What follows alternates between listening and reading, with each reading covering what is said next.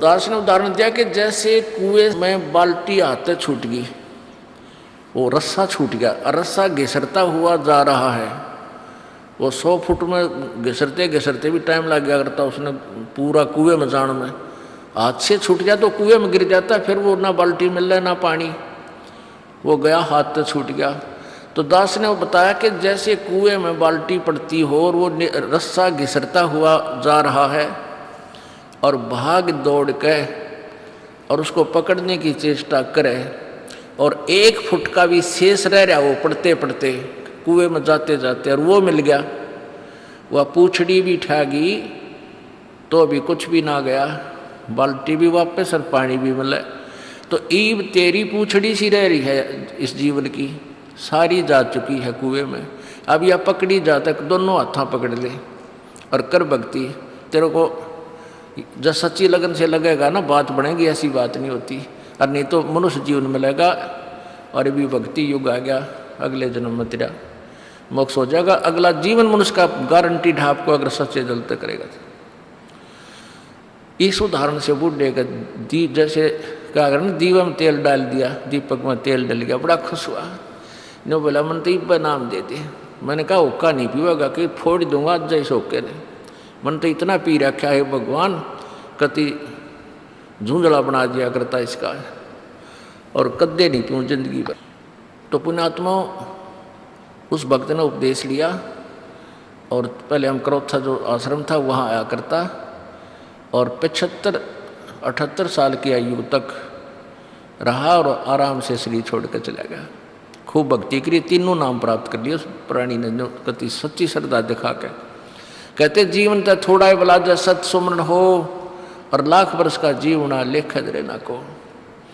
तो पुण्यात्मा ऐसा है कि जो पहले से लग जाएंगे उनका तो और मोक्ष हो जाएगा इनका, और जो देर से लगेंगे सारा बहुत मिलेगा, लेकिन इस जन्म मना तो अगले में आपको, क्योंकि भक्ति युग शुरू हो गया, ये हजारों वर्षों तक चलेगा। ये नेक्स्ट जीवन में आपका उसका कल्याण हो जाएगा। तो कहने का भाव ये है दास का कि हमने परमात्मा की जो भक्ति है, जैसे गीता जी में टॉपिक था उसी में फिर आते हैं।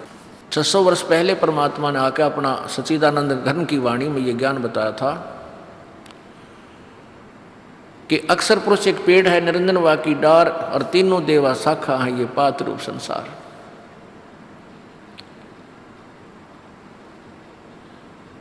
सारा एक ही सेंटेंस में, एक ही अमरवाणी की एक श्लोक में या 15वां अध्याय कह दिया परमात्मा ने, बोल दिया। ये कोड वर्ड होते हैं और कोड वर्ड को तत्वदर्शी संत ही समझा सकता है। उल्टा लटका हुआ संसार रूपी वृक्ष है, ऊपर न जड़ है, नीचे को तीनों गुण रूपी शाखा, इतना तो बताया है केवल ब्रह्म ने, गीता ज्ञानदाता ने। ऊपर को जड़ और नीचे को तीनों गुण रूपी शाखा, बस। अब परमात्मा ने आकर बताया कि अक्षर पुरुष एक पेड़ है और निरंजन वा की डार, तीनों देवा शाखा है, ये पात रूप संसार। अब ये अक्षर पुरुष क्या है, अक्षर पुरुष क्या है, परम अक्षर पुरुष क्या है और सर पुरुष क्या है, इसके विषय में चर्चा चल रही थी कि गीता जी अध्याय नंबर 8 के श्लोक नंबर 1 में अर्जुन ने पूछा परमात्मा वो तत्ब्रह्म कौन सा है प्रभु, जिसको जानने के बाद फिर बुढ़ापे और इस मृत्यु के दुख से छूटने की ही प्राणी प्रयत्न करता है, चेष्टा करता है। तो बुढ़ापा जो सबसे बड़ा दुख बताया और ऊपर से फिर मृत्यु।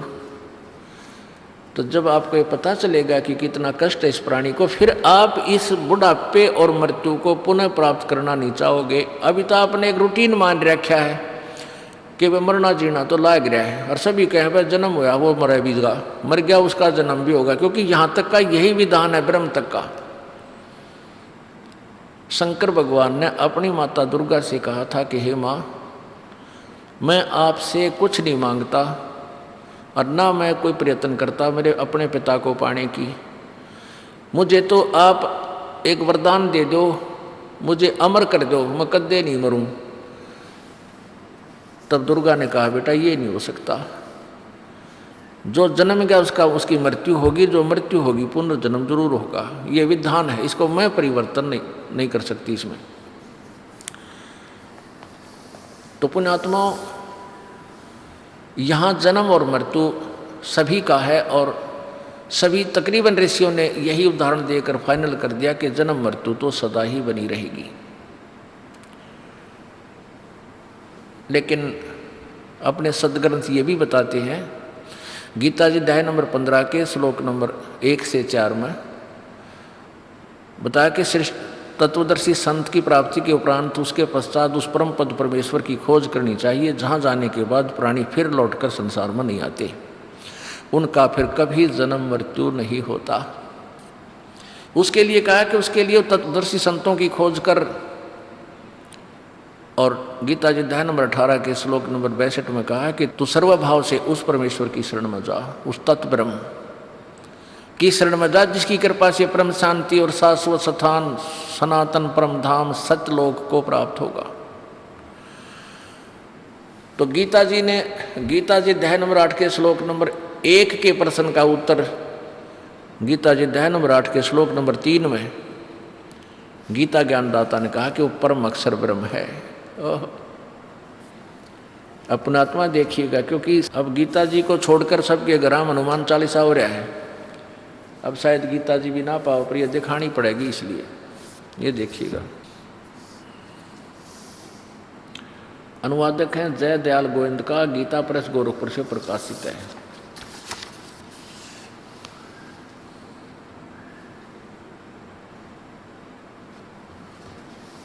अध्याय नंबर 7 का मंत्र 29 दिखाते हैं आपको पहले।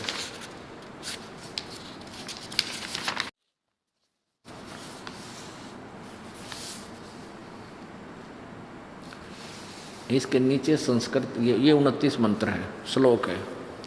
7 में जाएगा, जरा मरण मोक्षाय माम आश्रित्य, जरा मरण मोक्षाय माम आश्रित्य यतन्ति ये ते ब्रह्म तत्विदु, ब्रह्म तत्व ब्रह्म को च ब्रह्म तत्व कहो, विदु कृष्णम अध्यात्मम कर्म च अखिलम। इसका उत्तर यहाँ दिया है। अब गीता ज्ञानदाता कहता है कि जो ज्ञान मैं तुझे दे रहा हूँ कि तत्वदर्शी संत की खोज कर ले, ये लिखा है जो मेरे शरण होकर जरा और मरण से छूटने के लिए प्रयत्न करते हैं वे पुरुष, तत्व माने उस और ब्रह्म माने ब्रह्म को, ये देखिएगा, तत्व ब्रह्म उस ब्रह्म को, तत्व ब्रह्म उस ब्रह्म को, संपूर्ण अध्यात्म को तथा संपूर्ण कर्मों को जानते हैं। जो मेरे शरण होकर, जरा माने बुढ़ापा और मरण माने मृत्यु, जो जरा और मरण से छूटने के लिए प्रयत्न करते हैं वे पुरुष, वो भक्त तत्व ब्रह्म उस ब्रह्म को, संपूर्ण अध्यात्म को और संपूर्ण कर्मों को जानते हैं। अब मेरे आश्रित का अर्थ है कि जैसे गीता जी अध्याय नंबर 4 के श्लोक नंबर 32 और 34 में कहा है कि उस तत्व ज्ञान को तत्वदर्शी संतों के पास जाकर समझ कि इस बात ने तू समझ लेगा, इस पर आश्रित हो जाएगा, फिर तत्व ज्ञान के आधार से तू उस तत्ब्रह्म को समझ लेगा, वो कौन है, क्या शक्ति है और कैसे उसकी प्राप्ति होती है। तो फिर जरा और मरण से, जरा माने बुढ़ापा और मरण माने मृत्यु से ही छूटने का प्रयत्न करता है। तो इसे सिद्ध है कि गीता ज्ञान दाता ब्रह्म से कोई और है, अन्य है, वो परम अक्षर ब्रह्म। अब दास आपको डेफिनेशन ऑफ गॉड बता रहा है। अब देखो 8वें अध्याय के प्रथम मंत्र में, अब यहाँ ये 29वां मंत्र आपने देखा, इसमें 30 मंत्र हैं 7वें अध्याय में, ये यहाँ समाप्त होगी 30वां, और यहाँ 8वां अध्याय शुरू होता है। इसके प्रथम मंत्र में अर्जुन ने पूछा किम तत्ब्रह्म किम अध्यात्म किम कर्म पुरुषोत्तम, वो केत अध्यात्म, वो तत्ब्रह्म कौन है, क्या ये अध्यात्म और वो कर्म कौन से हैं जो करने ना करने चाहिए, अधिभूत च किम प्रोक्तम अधिदेवम किम उच्यते। तो यहाँ उसका उत्तर दिया है 3रे मंत्र में, 8वें अध्याय के 3रे श्लोक में, वह परम अक्षर ब्रह्म, वह परम अक्षर ब्रह्म है, वो तत्ब्रह्म परम अक्षर ब्रह्म है। अब 3 परमात्माओं के विषय में जानकारी दी जा रही है, डेफिनेशन ऑफ गॉड बताई जा रही है, परिभाषा प्रभु की। तो सबसे पहले तो हम अपने जिन सदग्रंथों को प्रमाणित मानते हैं उन्हीं से हम आगे चल सकते हैं। यदि आप जी पवित्र हिंदू धर्म के पवित्र आत्माएं ये इस ज्ञान को जो दास मौखिक सुनाया करता था तब तक नहीं मान सकते जब तक आप इन सदग्रंथों में आँखों प्रमाण नहीं देख लोगे। और आँखों देखने के बाद भी नहीं मानता, वो तो कति मूड बताया है।